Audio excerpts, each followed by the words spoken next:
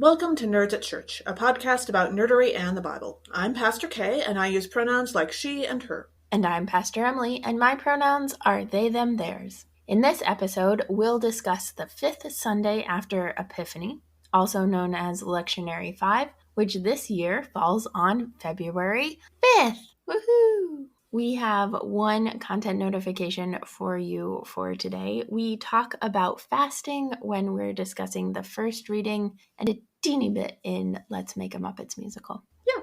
Check out the episode description for links to the Bible passages and other references we make in this episode. For our episode today, we are excited. Well, I'm excited for our deep dive because we are diving deep into salt. Salt in food, salt in history, salt in science, salt and pop culture, every kind of salt we could imagine.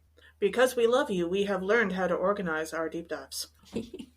That is You're true. You're welcome. We've got categories and everything. So let's start with salt and food, because I think that's what most of us think of when we think about salt. And I certainly have grown up thinking of as a meme which started when I think I was in college, says, salt is the magic rock that makes everything taste delicious, or at least almost everything. Yeah.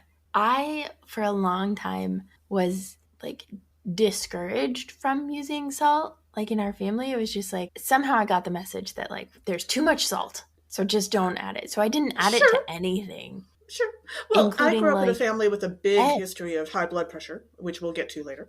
And so I think that probably sank into me too. I still prefer to buy unsalted butter because I think it tastes better. Yeah, I usually buy unsalted butter, but the rest of my housemates are in the salted butter camp. So sure. I usually don't win out on that. But I used to not salt eggs. And then I did, and I was like, oh, I just didn't know what it was for, what the purpose of salt was. So I didn't realize that what it does is brings out the flavors in the other flavors in the food and makes them a little bit more. It's like a saturation on a camera. That's my theory. I think the first time I was encouraged to understand how salt worked with food was, and this wouldn't apply to you as a vegetarian, was with steaks. You put just a pinch of salt over a steak and it will make it taste so much more fantastic. I definitely grew up in a household that absolutely did not ever use steak sauce because that is an insult to the cow. But when I worked at camp, during family camp, I think they did a big brisket cook. Oh, sure. And all we did for the seasoning to marinate it or the rub or whatever was salt and pepper. Yeah. Does that make sense? Yeah, most good quality meat you can do that with. Mm-hmm. Yeah. Also, there are a few things that really don't need salt to be added to them. Sure. For me, margaritas are real high on that list. I just don't like a salted rim on a margarita. Okay. I was also thinking of the Brooklyn Nine-Nine episode where Amy, who does not know how to cook, tries to make Thanksgiving dinner and adds salt instead of sugar to several dishes, and that goes very, very badly. Ooh, yeah. Yeah, that would be suboptimal, as they say. On the other hand, there are some things where you wouldn't necessarily expect it when you first think about it, but adding salt does seem like a good idea. I feel like about 15 years ago, the world discovered salted caramel all at the same time, and ever since, everything that is a dessert has had a salted caramel extra upsell, very expensive version. Well, and the initial salted caramel wasn't that bad. It was actually pretty good because it was just a little bit. Enhances the flavor, exactly. But if you add too much, just to make it very clear that this is salted caramel and that's what you're paying extra for, that gets to be not great. Yeah, there's actually a Ben & Jerry's flavor that has a salted caramel core, and I tried it once. And I love caramel. I could hardly get through it. So now whenever there's salted caramel, I'm like, okay, but how salted is it? Because I really need it to not be that salted. Yeah. Also, one of the unexpected ways that salt works for food is in baking. It helps activate things. It does not activate yeast. It does the opposite thing for yeast. It kills yeast. But, but in a lot of baking soda, baking powder type of recipes, salt is a really important ingredient. And if you don't have it, you suffer. And that's where salted butter comes in sometimes, because people are like, oh, I've never had to add salt to my recipes, even though it calls for it. And it's like, well, what kind of butter are you using? Oh, salted Yeah, butter. Okay. there you go. Yeah, also for that matter, it's important with the yeasted recipes because if you don't add it to the yeast recipes, they just keep growing. And It's true. that doesn't always It's work out true. well. Yeah. On Great British Baking Show, the like times that I've seen the recipes or they've talked Sure. about them, they put the yeast on one side and the salt on the other as dry ingredients. And then Sure. they like just mix it in so it's not that separated for any like meaningful length of time, but that's how they like let the yeast work Well, some yeah. and then When I've made bread in my bread machine, I cheat, I have a bread machine. The idea is you put the yeast in warm water to let it sort of wake up and activate and give it a little sugar or honey to mhm, eat. And you let that sit for about 10 minutes. And then you put that into the mix of stuff with like your flour and other things, but not the mhm. salt. And then you mix in the wet ingredients. And then the salt is the very last item that you add into the bread machine before you turn it on and make it go. That makes So that sense. way the yeast has a little time to work before the salt kills it. Yeah. Yeah. Also, in this vein, salt, as we've talked about, is a flavor thing. Salt adds flavor. There's like a million different types of salt. There's like pink Sure. Himalayan salt. I don't know how. I'm not a salt and like connoisseur, so I don't know the difference in flavors of salts. But one of the things that you can frequently find is kosher salt. Sure. And the like very basic understanding of kosher, right, is that dairy and meat don't mix. So then the question becomes, why does salt have to be kosher? And that is so salt in and of itself would be parve, which means it doesn't have dairy and it doesn't have meat. But if it is not cooked, then when it is put on something warm, it is a cooking process, right? When it is heated up. And Sure. so kosher salt has already been heated at some point so that it's been cooked without any dairy, without any meat. So you can put it on whatever you need to put it on and not worry about that. Oh, okay. That makes sense. Sure. You may have also heard that some salt that you can buy is iodized, which is to say, iodine has been added to it. And the reason for this is that iodine is a necessary nutrient to human beings in order to avoid thyroid issues, particularly goiters are the visible version of that people like to avoid. I don't know what goiters. They are wildly unattractive things that happen to your throat. Okay. And we don't see a lot of goiters these days because we have started having iodized salt be a normal thing. And also, not having enough iodine in your diet will lead to various types of malnourishment in addition to that. And if you have a limited diet for some reason, such as you are living in poverty, or you are vegetarian, or you have some kind of religious restrictions involved, getting enough iodine in your diet can be difficult for many reasons. And as a lack of iodine is also the leading preventable cause of developmental disabilities, the various governments around the world have decided to add a little iodine to common sources of salt so that people get enough iodine in their diet. Yeah.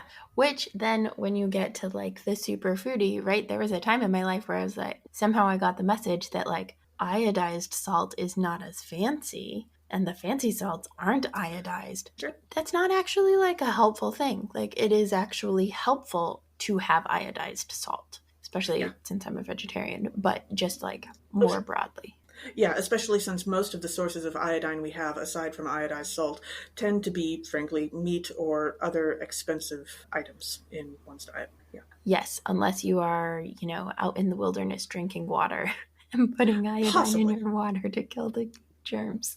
Yeah, well, then you already have a source of iodine because you're carrying it with you. So, yes. And the reason, of course, that we are talking about salt today is because we are reading a passage from Matthew chapter 5 that talks about salt losing its taste.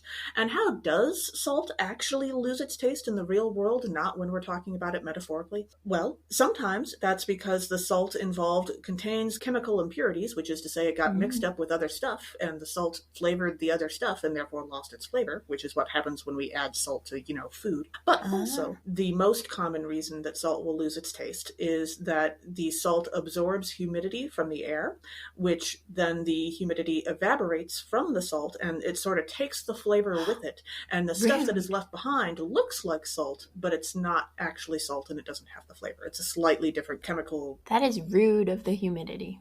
Yes. I did not know that. Mhm. Look at us learning things. And teaching other people, which is what this podcast is all about. Ta-da! Yay, nerdiness. So that's salt and flavors. Yum. I definitely am curious for your favorite random thing that is salted and extra tasty and unexpected. Maybe that'll be our question for Sunday. I don't know. I am one of those odd people who I grew up with the iodized salt with the blue container with the girl with the yellow The raincoat on Morton it. Salt Company. And the only time that I have used salt that honestly, like, I'm not particularly loyal to Morton brand, but the only time I have used salt that is not cheapo grocery store iodized salt is when I have needed it for like presentation purposes. Like if you're doing a baked good that has rock salt on it or something, I have occasionally bought a little of that stuff. But aside from that, I am 100% cheapo grocery salt thing, which is interesting because there are definitely items that are related to baked goods that I will absolutely shell out real money for, such as, say, vanilla extract. Buying the good vanilla extract is absolutely worth it. So. Yes. Yeah. The Morton Salt Company, I think, is based here in Baltimore. Oh, okay. I did not know that. Yeah. So salt is super important. We'll get into kind of how it's important for humans and plants and animals, but it was so important and so valuable throughout history that it used to be the way that Roman soldiers were paid. So that's where the term salary comes from. They got paid in salt. Nice. And now we've managed to meet our Latin quota for this episode. How can we be nerdy if we're not mentioning Latin occasionally, after all? And you may also have heard about the many uses that salt has been put to for food storage purposes and preservation in history. The term salt pork referred to a type of meat that was specifically stored in salt. Historically speaking, storing meat for any length of time was a much more difficult undertaking because, of course, they didn't have refrigeration for so many centuries. And meat storage, when it wasn't winter out, was a lot more complicated. And one way that you would store meat in order to have it be able to last for a while without going bad and therefore, poisoning you and your family was to pack it in truly immense amounts of salt, which would take the moisture out of it. And therefore, because there wasn't any moisture in the meat, it would last longer because it was dehydrated. And then, of course, you had to use certain particular methods for cooking it so that you would add the moisture back in and also take out the truly immense amount of salty flavor that had been added into the meat. Yeah. Like, for example, beef jerky. Right? Jerky is absolutely. a salted meat. I don't think they work hard to take the salt out. Maybe that's why so many things were boiled, because boiling usually takes out flavor. But if you have too much salt flavor, then taking that out might be a good thing. Yeah, I would not be surprised. Boiling meat will also make it more tender to a certain extent because you're adding water into it. And also, of course, if you boil something, you're killing off germs. Not that they knew about germs back then, but they would have figured out eventually that it made them healthier and less sick. Made them more sick. Yeah. You may have also heard the term of salting the earth, which in the ancient Near East, particularly with the Assyrians and the Hittites, probably back in biblical or pre-biblical times, that actually started as a religious purification ritual that was used on destroyed or desecrated cities. You'd go to the destroyed city and you would sprinkle salt around the edges and in certain spots, along with some other minerals, to purify the area after it had been destroyed and desecrated. So is that what happened to Lot's wife? We do need to bring up Lot's wife at some point here. Turning one person into a pillar of salt would be a much bigger undertaking, I would have to imagine. And you probably could have used her to purify all kinds of cities, like all over the place. Okay. That would have been a lot of salt. But what eventually happened was, of course, that they would do this ritual, and later on, people would start noticing that the places that had been salted, you couldn't grow food there. You couldn't grow any kind of plant on land that had been salted. It destroyed the ability of plant life to be able to grow there. And so that turned it into a method of destroying croplands and making sure that people couldn't continue to live in certain areas or grow food. And it was then used as a method of war. And the other thing that salting the earth tends to do is, because you can't grow food there, it apparently starts to, like, the whole area will smell really terrible. I don't know that I can exactly describe the smell, but I have heard repeatedly that the area that has been salted will just smell so very bad. I mean, in Utah, Salt Lake City, there's a salt lake and the salt flats, and it smells like brine. And yeah, it's not great. Not great, Bob. So, been there for that one, at least. Yeah, that's interesting because there's a flip side to that that we'll get to in our science section. The other big and probably one of the most well-known occurrences or important things with salt in history is Gandhi and the Salt March that he led during the struggle for Indian independence. So in 1882, having not learned their lesson from taxing tea for the United States colonies, Great Hmm. Britain passed a Salt Act that prohibited Indians from collecting or selling salt, which was a staple in their diet. And In everyone's diet. yes, Yeah. and Indian citizens were forced to buy salt from their British rulers, who, in addition to having the monopoly over the manufacture and sale of salt, also charged a heavy salt tax. The British Empire doesn't strike me as particularly creative. No, no, yeah, no. So the Salt March was an act of nonviolent civil disobedience led by Mahatma Gandhi. The main part of it lasted for about 24 days in the spring of 1930 as a campaign of tax resistance and nonviolent protest against the British monopoly. And it started out with Gandhi and 78 of his trusted friends, and they walked Sure. 385 kilometers or 239 miles from Sabarmati Ashram to Dandi, which was called Navsari. And then at Dandi, which is like the beach, Gandhi broke the British Raj, which is the law, at 8:30 a.m. on April 6th and made salt by means of evaporation. And that was like the big deal. And then was planning to continue on to Dharasana Salt Works, which is about 40 kilometers south of there.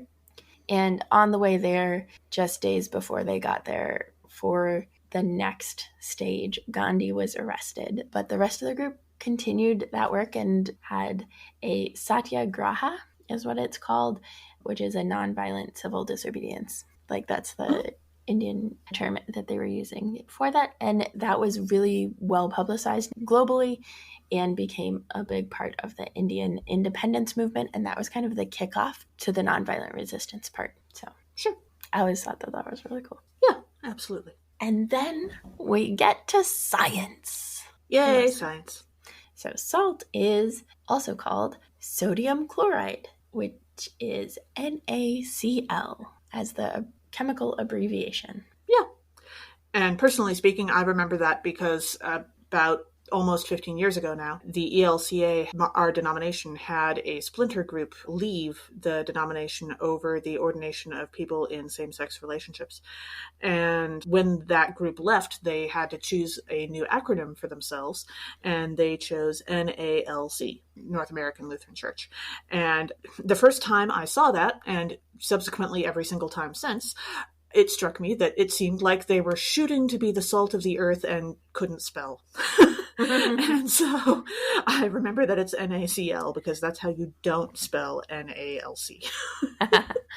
It is true that every time I see that, I think of that completely Yeah. separately from you.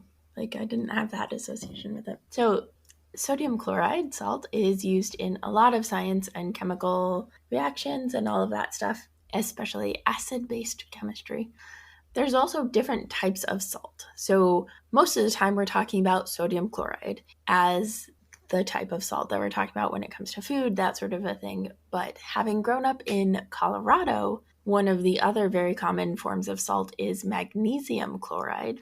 And magnesium chloride is road salt. So Sure. it is what we put on the roads to melt the ice and snow and to make sure that they are still navigable. There are some places in Alaska and Minnesota where instead of trying to keep the roads clear, they try to keep them padded down. Try and keep the snow just Sure. padded down so people drive on the snow. And it works if your temperatures are staying below a certain temperature so that the Yes. snow doesn't like melt and turn to slush, because that's when it gets And then turn problematic. to ice. Yeah. Mm-hmm. Also, I would throw out there that speaking of salt and science, when we talk about sodium chloride, that chloride part is especially important because pure sodium is not table salt. Pure sodium is incredibly unstable and can set fires really easily and like explodes under very simple circumstances. Please be careful should you ever come across pure sodium, and don't set yourself on fire or anyone else. And chloride is, a little dangerous in its own right. So it's a really good thing when they buddy up. But in Colorado, because the economy is so dependent on it snowing and people being able to still drive, they use magnesium chloride very liberally. And you can see in the spring, especially on the side of the road, all of the trees are dead, all of the plants are dead or dying because it does so much harm to the environment. It also is problematic because deer, especially, who need salt in their diet, will come and try to lick up the magnesium chloride because it's salt. It smells like salt. It puts them closer to the highway. It puts them more in danger. It's more likely to have car accidents. But also, it's not actually salt, and so it's not actually like a good thing for their bodies. So Colorado for the loss. Also environment for the loss on that one. Yeah. Use it sparingly if you have to use it for salting for ice and snow and stuff. Mm-hmm. Yeah, sand is less effective, but also is less damaging. Yeah. And the reason why adding salt, even if it's not like normal salt, even if it's magnesium chloride, the reason why adding that to the ground makes the roads safer is because adding salt to water, like say snow or ice, it lowers the temperature at which it melts, which means that it can melt even when it's colder out, which means that you can get rid of the stuff that's coating, say, your porch or the road. Yeah. And I think anybody who's salted ice can see, right, that it melts through sometimes and that it just helps it to not be so stuck in like the slick mode. Right. So it gives it some friction. Even if not all of the ice is melted, when it's broken up, it's not going to make people fall in the same way. Yeah. So we talked about how salting the earth is harmful for vegetation and plant growth. And that is true. When you put too much salt into the earth, it is problematic. But plants do need some amount of salt. And that is because the only way that plants really absorb nutrients, so minerals and stuff from the ground, is when the nutrient is in the form of an ionic salt. And that charge gives the possibility for the nutrient, whatever type of salt it is, to pass through the membrane because of the charge. And that is needed for the cellular cytoplasm. And there's a whole bunch of like nitrogen salt and all sorts of different types of salt that are used in fertilizer because of that. Sure. Also, speaking of salt and how it interacts with water or liquid, if you have an animal, particularly a very small animal, that has a very high concentration of water or liquid to it, and you add salt to it, that's probably going to kill that animal. Thus, the concept of being able to kill slugs or possibly some kinds of worms with salt. And we just want to remind you folks, murder, bad. Yeah. Especially like murder with no reason. Don't kill things just because you feel like it. Don't kill slugs and worms. They're cute sometimes. Yeah, they have useful functions in the world. That is definitely true. Yeah.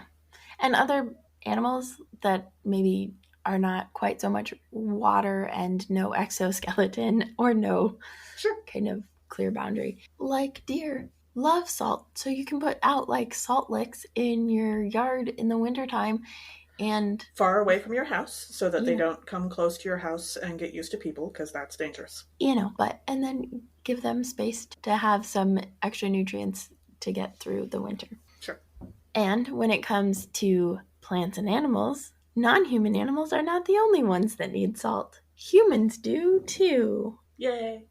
So salt is necessary in the human body. It is indispensable for the ways that nerve cells communicate with each other and is involved in a lot of different metabolic processes. My aunt used to love salt. She put salt on everything and a lot of it. And I think that's partly where I got my like too much salt, don't put salt on anything because it's already too much salt from. Yeah. And like to the extent that one time I bought her salt, I brought her back salt from a trip and she was like, I think, offended by it. But I was like, she loves salt, so I'll bring her this fancy salt. But then later in her life, she developed Parkinson's, and along with some other comorbidity stuffs. And she ended up actually needing more salt. Like, she had decreased the amount of salt that she was eating, but her blood pressure was so low. And I think actually low blood pressure runs in at least part of my family, certainly for me. So she needed more salt in her diet. So she had to go back to over salting everything in order to get enough salt in her diet. And I have a cousin who had like Crohn's disease, and after his surgery, like had to have either a can of Progresso soup or over salt all of his other food every day, because he just needed more of it for his body to absorb enough of it. Yeah. Mm-hmm. Also, if we don't have the salt, the water balance in our body doesn't really work. The tension of our tissues decreases, so our skin would get less elastic and more flabby. We would get varicose veins, and it would cause problems for our organs. Just generally be unpleasant. Yeah. Yeah. So there are some folks that need a high sodium diet, but there are also folks who wind up needing a low sodium diet. And my grandpa, who also loved salt to the point that he like drank soup bouillon like other people drank tea. Yeah. He wound up on, and many other members of my family wound up on low sodium diets, because that is designed for people with heart or kidney problems and those with high blood pressure. Interestingly enough, I have one side of my family that tends towards high blood pressure, one side that tends towards low blood pressure, and I have continually tried to convince medical professionals that this means that I will be met in the middle of the two of them and just have perfect blood pressure for the rest of my life. It turns out it probably doesn't work that way, but they're all very impressed by my optimism. But yes, a low sodium diet is very important for some people, and I've had several family members who have gone through that process. And a secret tip / trick for that is, if you are on a low sodium diet and therefore are not getting the flavor that you would from salt, onion powder and garlic powder combined give a similar flavor. So I've heard. Yes, I think that's the Eric version of Mrs. Dash, isn't it? I do not Which know in my family was always known as the seasoning that you use when you can't use salt for medical reasons.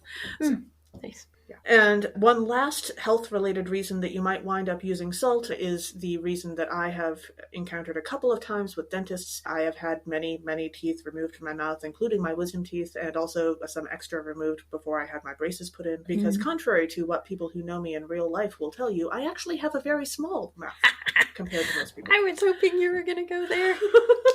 Samesies. Yes, medically speaking, I have a small mouth. How much I use it is a completely different question. But one of the uses that salt has, medically speaking, when it comes to your mouth and teeth, is that gargling salt will help the wounds in your mouth when a tooth has been removed close up in a healthy and fairly quickly way. So if you've had a tooth removed for some reason, or multiple teeth, such as wisdom teeth removal, or I had a tooth taken out because I couldn't afford to get it fixed, they will tell you to gargle salt water a couple of times a day. You want it to be warm. It's not unpleasant tasting because, of course, we like salt as humans, but it is a little weird. You kind of have to get used to it. But if you gargle the salt and allow it to sit over the wound for a little while each time, it does help the gum tissue to dehydrate itself, and that means that it will bleed less and it will heal up faster. So I've done that a few times. That's fascinating, because I have a very vivid memory when I was a kid. We lived like 45 minutes to an hour from Glenwood, where there's a hot springs. And I remember one time, like, I do not like the taste of salt water. I don't think it tastes good at all. So whenever I've been like in the ocean or anything, I'm like, rah. Oh, well, ocean salt water is different than making your own salt water at home with iodized salt and like pure tap water. Ocean salt water has a whole mess of other stuff in it. I suppose that's true. But the Glenwood hot springs were salt water. And I remember one time when I was in the pool and I had been just hanging out, and a bee had stung the back of my hand.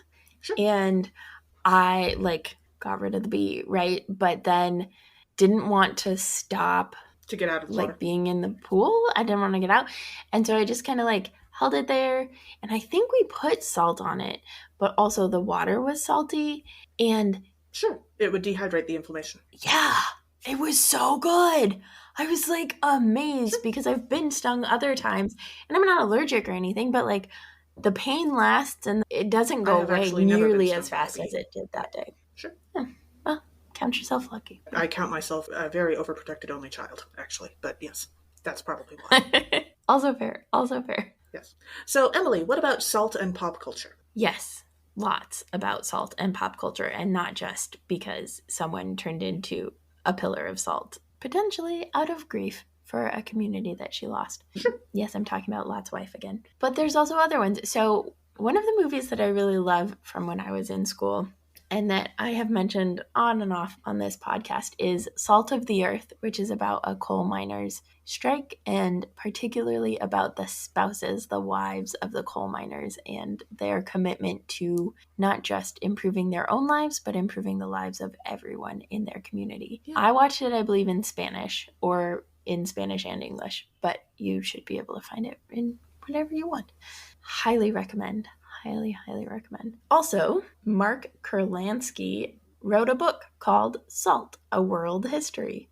So if you want to dig deeper into how salt has existed throughout history and what impact it has had on humanity and on world history, that would be, the titular book, as they say. Sure. Also, you may have heard of the old superstition about throwing salt over your shoulder. So the reason this came about is because salt was precious, historically speaking. It takes some effort to make salt, and you can't do it everywhere. And so because it became a precious material, historically speaking, spilling salt was supposedly bad luck. I mean, you'd be wasting salt. You didn't want to do that. And so if you did spill salt over time, the tradition came up that you were supposed to take a pinch of the spilled salt and throw it over your left shoulder. Oh. And the reason this came about was because the idea was that you were chasing the bad luck that you would have otherwise away by throwing it over your left shoulder, because that was supposedly where the devil sat. You've heard the theory of people having a devil on a shoulder and an angel on a shoulder. The idea was that the devil was on your left shoulder and the angel was on your right shoulder. This also probably goes into the whole left-handed thing is evil idea. And so you were basically throwing salt at the devil to, try to kill the devil like you would a slug. That's fantastic. And that tracks with what we know for those folks who joined us in our crossover episode of Horror Nerds at Church, where we covered Hocus Pocus 2 this year, or Hocus Pocus 1 last year, or the movie commentary that we put on Patreon this year. Sure. But part of how they repelled the witches and how they kept the witches stuck in the garage in Hocus Pocus 2 was a circle of salt until the Roomba came in and... Roombas. I know, for real. Yeah. And then finally, last but certainly not least, don't be so salty. Salty is not a new term. It was popular back in 1938, according to Etymon Dictionary. Mm-hmm. And it described someone being annoyed or angry about something. According to Urban Dictionary, it's also connected to the Navy and military service. So the annoyed and angry comes from the concept of people crying salty tears. But from the Navy, it was a term used for someone who had already been out on ships for a while, who was kind of maybe jaded, is a term we would use, but the magic of being out on their first ship had disappeared. And so they were salty. They had been, covered in salt water and sea breeze and stuff. It also is more commonly and colloquially, it is a slang term in African American vernacular English, as well as in drag and queer communities. There's a great article that we'll link to that goes into a lot of the interplay in drag, queer, African American communities and slang, and what words are appropriate to use and what words might be cultural appropriation, and how to kind of navigate that space. But salty is one of those where when we call people salty in the queer community, that is a queer thing. And in African American communities, that is also an African American thing. And there's complicated relationships there, recognizing that essentially it comes from drag performers and trans women of color, particularly Black trans women. So it comes from the intersection of both of those communities. Yeah. So don't be salty. Yeah. Our first reading for this episode is from Isaiah chapter 58, verses 1 through 9a, and you may also hear verses 9b through 12. God tells religiously unobservant Israel that if they want to earn God's favor, they should enact justice and help the poor, instead of observing fast days as repentance, which is furthering injustice and oppression among them. So, one of the themes in this passage is the idea that God is calling the people of Israel to is that their piety would be, their faithfulness and their faith practices would be in the service of justice as opposed to furthering injustice.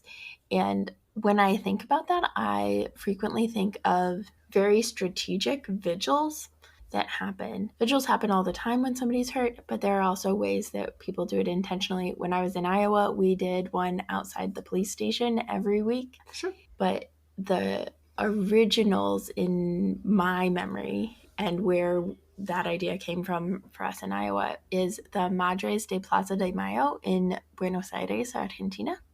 And during the dictatorship, there were so many, especially young men who were being disappeared by the government, by the military dictatorship, and nobody could do anything about it. And so these madres, whose sons had been disappeared, or daughters or kids, mostly it was sons, but it was anybody resisting the dictatorship. These madres came to Plaza de Mayo every Thursday at 1 p.m. and held a picture of their kid who had been disappeared and walked in circles. When I was in study abroad in college, they were still doing it. And there's, right now, as they get older, it's harder and harder, but they're still there holding vigil. And it was one of the few ways that they could resist the oppression of the dictatorship. They were one of the few people, and that was one of the few ways that they could do it, because the dictatorship couldn't do anything because they were just walking. And there were just little old ladies walking. Mm-hmm. So as we jump into the verses, in the first part of verse 1, we read, "Shout out, do not hold back, lift up your voice like a trumpet." And when I read this, my initial urge was to try to imagine how a superhero with a voice like a trumpet would, work as a superhero. And make your voice like a trumpet. And I was trying to think of times when fiction has, gotten close to that idea of superheroes with altered voices, that kind of thing. And then I realized that there's this fairly common sci-fi trope that does not scientifically work, because there's this common idea of you take a person in science fiction and you make them gigantic. You make them start to grow for various reasons. In the 50s, usually it was because, of course, they were hit by radiation, which radiation can do all kinds of wacky things to you because we didn't understand radiation. And thus came movies like The Attack of the 50-Foot Woman and other various terrible B movies. And also, I could swear there was at least one episode of the original Twilight Zone that did something like this too. And I think I've seen another one or two more of the B movies because my dad loves those. I just remember this one, Jack and the Beanstalk. Well, yes, that too, absolutely. Although I think he started as a giant rather than, but yes. Details. But the thing is, what often happens with that trope is that once you start getting bigger, your voice gets louder, right? But technically speaking, because of how the voice works and how vocal cords work, I don't think, your voice might get somewhat louder just because you're bigger, but as your vocal cords get larger, I think what would actually happen is that your voice would get deeper and would be pitched lower. And then eventually, depending on how large you got, your voice might not actually be something that human ears could detect, because what happens if you take a violin and you make it larger into a cello? It doesn't get louder. Cellos aren't especially louder than violins. It just gets lower pitched. So I wonder, if you got big enough, would you eventually hit the point where no one could hear you? Interesting. And that does not sound like a superpower. No, but so then that raises a question. Dogs probably wouldn't hear you, but elephants probably would. Because they can hear higher. Yeah, sure. But elephants probably would, because they communicate through their feet and the vibrations of the earth, and the lower you got, the bigger the vibration, I would think. Yeah. Or more substantial. Fascinating. Fascinating, really. As if those B movies didn't need yet another reason their science doesn't work. I was thinking, when you were talking about the trumpets, I was thinking of the little cartoons of the bike horns that are animated and running around. Oh, sure. But when I was looking at the text and the verses, I was looking at verse 3b, where God tells the people of Israel, look, you serve your own interest on your fast day and oppress all your workers. And the picture that was painted by this and like kind of the verses around it reminded me in the book Bitter Blue from the Graceling Realm, which I've been rereading that series. So get ready, folks. Lots more coming. But in Bitter Blue, she became queen when she was 10 and is now 18. So she's starting to like get more involved in like her city and her country. And she finds out that there are these like city improvements, note the air quotes. And it's like, instead of repairing a roof, they just like staple a tarp up there and paint it over. Or like these things that are completely superficial and like really poorly done, all in the name of like forward progress. So that just gives me that sense of like, okay, you're fasting and it's just like this whitewash tarp over the actual like concerns of God and of the people in your community. And then when we read the first part of verse 4, we read, look, you fast only to quarrel and to fight and to strike with a wicked fist. And so this is talking about fasting as a method of repentance, but the thing is that doesn't actually work for everyone. Fasting does not always lead you to feel repentant. Sometimes fasting will lead you to feel violent and angry. And this verse is totally about me. Functionally speaking, I really can't fast as a spiritual discipline. Not for medical reasons necessarily. I'm sure it's probably related to, like, medically speaking, what fasting does to me. But the thing is that if I try to fast intentionally, I get super mean. And, like, you don't want to be around me. I've been told that by several people. I can miss about one meal and I'm generally okay, but if it goes any further than that, you don't want to be within hearing distance of me. And no one needs their pastor in that mood. And so I haven't really been at churches lately that have been doing fasting, but when I've tried the 36-hour fast and things like that when I was younger, that did not go well. Yeah, I've never done it. And when I miss a meal, it's noticeable. Even if I don't eat enough on a Sunday morning, sometimes it's hard to get through a absolutely. service. I guess I've always thought that my family has a tendency towards diabetes, and so I've always expected that my blood sugar might be a little more touchy than most people, just because so many of us have wound up with diabetes. Yeah. Also, I have to imagine that there's plenty of fictional characters who wouldn't be able to fast for similar reasons. I would not ask Katniss from Hunger Games to fast for repentance because she would probably want to shoot me. Let's be honest, with her background. Well, and she's one of the people that like would probably be able to survive okay without quite enough food because she's had to.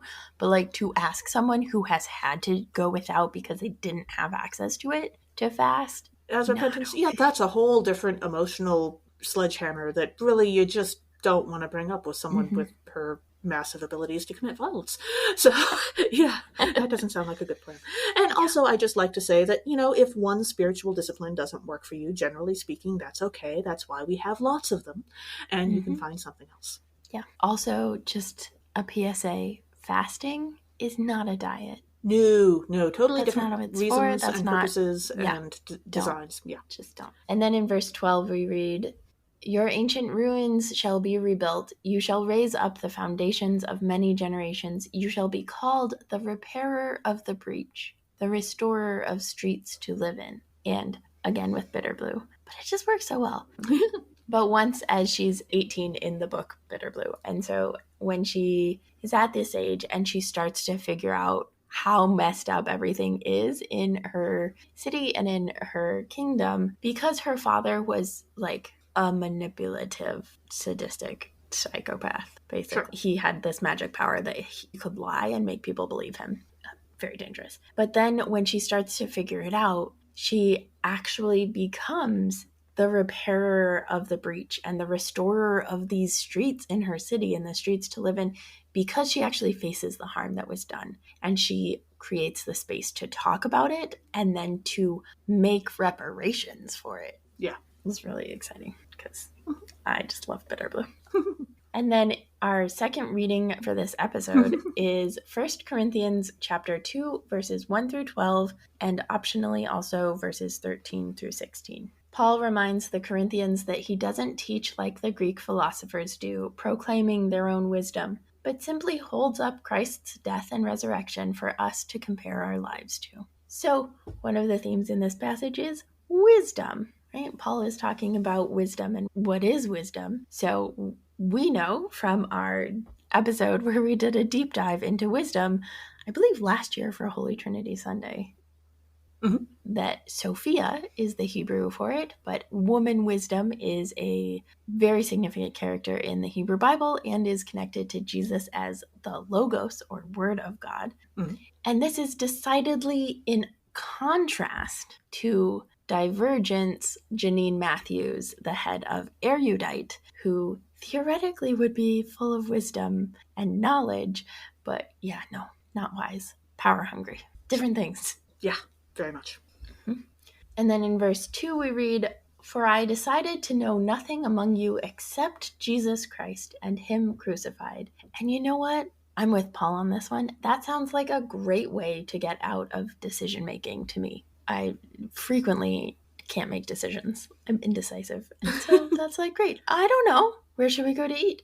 I don't know. I just know Jesus Christ and him crucified. See, I would think that that would lead you to be constantly self-sacrificing.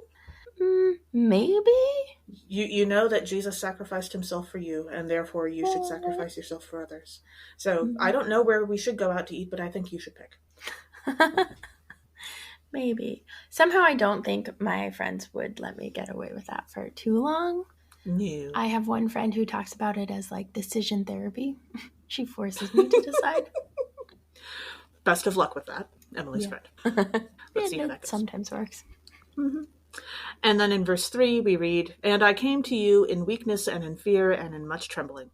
And so, having decided to save his lofty words and mysteries for those of us in the later generations," thanks, Paul, #thanks, Obama, he decides on a specific approach to his audience when he comes to Corinth for the first time, which is fine. Knowing your audience is useful when you're going to be making, in Paul's case, what is essentially a sales pitch that is very much out of left field, like the concept of a God who was willing to be crucified. Very weird in that context. It's going to take him a lot of work to get there, so I get that. But the thing is that you'll note that he does not say that anything of what he's doing is deceptive. He's not lying in any way. He is truly in fear and trembling, I guess, because if he was deceptive, that would destroy the people's trust in him.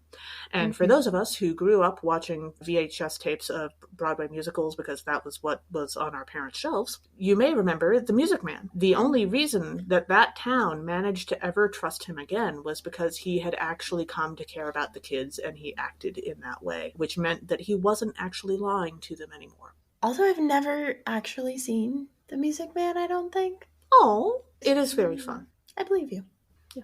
And then in verse 5 we read, "So that your faith may rest not on human wisdom, but on the power of God." I know I beat up on Paul a lot in this podcast, but there are some times when what Paul says is indeed very wise. And please, for the entirely literal love of God, don't ever let your faith rest on human wisdom. That goes to very bad places. This is a terrible idea. We will disappoint you eventually. Trust in God and not in human nature. And if you want an example of why that's a terrible idea, there is the Doctor Who episode, The Sontaran Stratagem, from the 10th Doctor's time, which shows the difference between intelligence and wisdom with an extremely clever young man who is able to do extraordinary things with science, but doesn't ask if he should do those things with science, and then also does not realize that he cannot necessarily trust the people who he has made a deal with who are going to come and destroy the human race. Weirdly enough. And that goes very badly. And so it turns out that being clever isn't everything, and even very intelligent people are not always wise. Yeah, it's almost like what happened during World War II and the building of the atomic bomb. Scientists exploring knowledge, but without the wisdom to know where it would lead. Yeah, they figured that out a little too late. Yeah. There's a great book about the making of the atomic bomb called Bomb by Steve Sheinkin. And he used to be a history teacher, and now he writes books. But it is a book that is accurate and historical, but is actually like super readable and does a great job of covering like all of the different dynamics around making the creation of the atomic bomb. The subtitle is The Race to Build and Steal the World's Most Dangerous Weapon. Yeah. So definitely check that out if you're interested in those sorts of wisdom versus knowledge, weapons of mass destruction, that particular intersection. And remember, murder bad. Murder very bad, indeed. Mm-hmm. And then in verse 14, we read, "Those who are unspiritual do not receive the gifts of God's Spirit, for they are foolishness to them, and they are unable to understand them because they are discerned spiritually." And this reminded me, I just still working my way through Buffy and Angel and just started season 7 of Buffy, and she gets her kid sister Dawn on her first day of high school a present, and we don't see what is in it, but Dawn's like, "Did you get me a weapon?" Because she's finally started to teach Dawn how to protect herself and fight and stuff. And it turns out later in the episode to be a phone. And so it was a gift and weapon, but only if you have the right kind of wisdom and foolishness to understand how a phone can be a weapon. Yeah. And then our gospel reading for this episode is from Matthew chapter 5, verses 13 through 20. Reminding the crowd at the Sermon on the Mount to be the light of the world, Jesus announces that he has come to fulfill and not abolish the law. So one of the themes in this passage is the law and prophets. And in fact, throughout the Sermon on the Mount, Jesus spends a whole bunch of time quoting the Tanakh, which is the Torah, aka the law, the Nevi'im, aka the prophets, and the Ketuvim, aka the writings. But yeah, he's been quoting them since the beginning of the Beatitudes. Yeah. Because verses 3 through 8, actually, of chapter 5, which are the first 2/3 of the Beatitudes, are pretty much just direct quotes from various parts of the Hebrew Scriptures. I was looking that up this week. Yeah. And that's, because they're life-giving. Because the fulfillment of the law and the prophets is not the laws that govern us unjustly in this country, right? This is the word of God to guide us in our living. Very different. Yeah, sure. So in verse 14, we read, "You are the light of the world. A city built on a hill cannot be hid." And this is still quite literally true in the modern day, that a city built on a hill cannot be hid. Part of why the city of London fared so badly in the World War II Blitz when the Germans were bombing them is because the center of the city is quite literally on a hill. And blackout curtains can only do so much when you have that many windows exposed to the sky, essentially. It's true. We're in a World War II kind of kick right now. Fascinating. I guess, sure. We just have lots of references to atomic bombs. Also, American public school systems tend to overeducate us about World War II and undereducate us about everything since then. But it's true. And before. Yep. And then in verse 15 and the beginning of verse 16, right after that, we read Jesus saying, "No one, after lighting a lamp, puts it under the bushel basket, but on the lampstand, and it gives light to all in the house. In the same way, let your light shine before others." And our house just got these fancy schmancy light bulbs that change colors, and there's an app called GoV, and you can make it change colors, and so it brings that is the most in character thing for you that I've ever heard. I know, right? But it's a whole new interpretation of let your light shine before others. I can create my custom light or my custom set of lights that it rotates through. It's so cool. Sure. And I have a nebula that shines on my ceiling, and so I can make it match, and then I can it can slowly turn off. I can set it as an alarm clock for mostly Sunday morning when I have to wake up early, and then it helps me wake up and it's already on and I don't have to worry about it. So exciting. Absolutely. And we all share so we can mess with each other's rooms. We haven't yet, but I've been tempted many a time. I have resisted the temptation. We're all very proud of you. Thank you. But again, absolutely in character. Yeah. Yep. And then in verse 18 we read, "For truly I tell you, until heaven and earth pass away, not one letter, not one stroke of a letter will pass from the law until all is accomplished."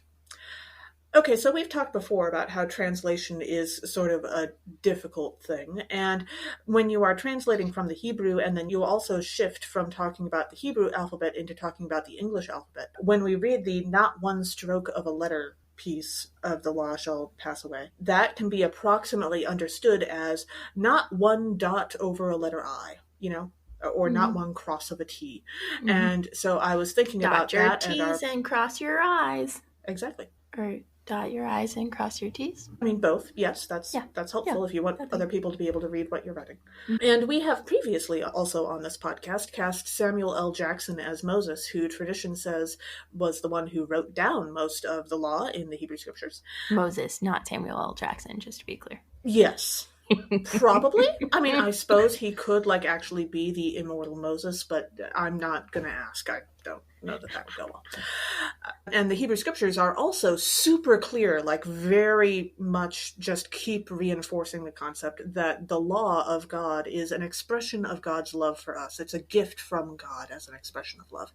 And so now I want the version of the story where Moses, as he's writing down the law of God, puts little hearts over all of the I's, or whatever the Hebrew equivalent of that would be when he's writing it down. Okay, yes, the little dots over the yod. And also various other letters. And not even the dots, because that's the pointing of the vowels, but just to change the yod into a heart would be so adorable. Absolutely. I'm here for it. And so that would be how he'd express the love of God. And then, of course, in the modern retelling of that story, he, I'm sure, would be using a glitter gel pen. Naturally. Yes. Yeah. So we have a supply. I suppose we could throw in some optional Muppets for that, but I think Samuel L. Jackson could pull that whole scene off all by himself if he wanted. I think he could. Also, Miss Piggy would be right there to sprinkle some extra glitter and... Absolutely. And Janice. I think Janice would enjoy that too. Okay. And I looked at verse 18 and verse 20. So verse 18 that we just read, and then also, for I tell you, unless your righteousness exceeds that of the scribes and Pharisees, you will never enter the reign of heaven. And it's a trick. It's a trick. Jesus, who breaks the binaries, is until heaven and earth pass away, and then you'll never enter the reign of heaven. Well, yeah, because they're going to pass away. At least in the way that we know and understand them. And so there's not going to be a reign of heaven that you have to enter because it will have passed away and it will just be everywhere. So I love the way that this gets really complicated and delightfully queer. Sure. Kind of a little bit like the Cylon human binary gets broken down eventually and passes away in Battlestar Galactica. Spoilers. Sure. And now for our saltiest segment. Let's make a Muppets musical. Who are you casting for this? Well, I already brought up the idea of Samuel L. Jackson writing down the law of God with little hearts replaced for various bits of the Hebrew language. But as we were talking about this, and as you actually mentioned your last bit for the It's a Trick, I was reminded of the meme that has been on the internet since approximately forever of It's a Trap with Admiral Akbar from Star Wars. And I realized that technically speaking, Admiral Akbar is not actually a Muppet. He is not a creation of Jim Henson. But there are so many times in the Bible when things are a trap, and I love the concept of us being a nerdy podcast, that every so often Admiral Akbar just pokes his head out from behind stage and yells, "It's a trap!" at the audience during the musical. So I'm totally on board for that. That's fantastic. That's Star Wars, yeah? Yes, Star Wars. Okay. So maybe he's not a Muppet, but maybe he could go visit the Muppets for a while. Oh, it during works. The musical. I think he'd have fun. Yeah. It 100% works. Yeah, that's fantastic. I love it. It's a trap. The Sermon on the Mount is just tricky because Jesus is it's not narrative, so it's harder to... Right. Oh, you know what we need also? I keep doing this, but Apology rejected. I want the Swedish chef to teach us about salt. Ooh. I don't think it would be very effective, but it would be a lot of fun.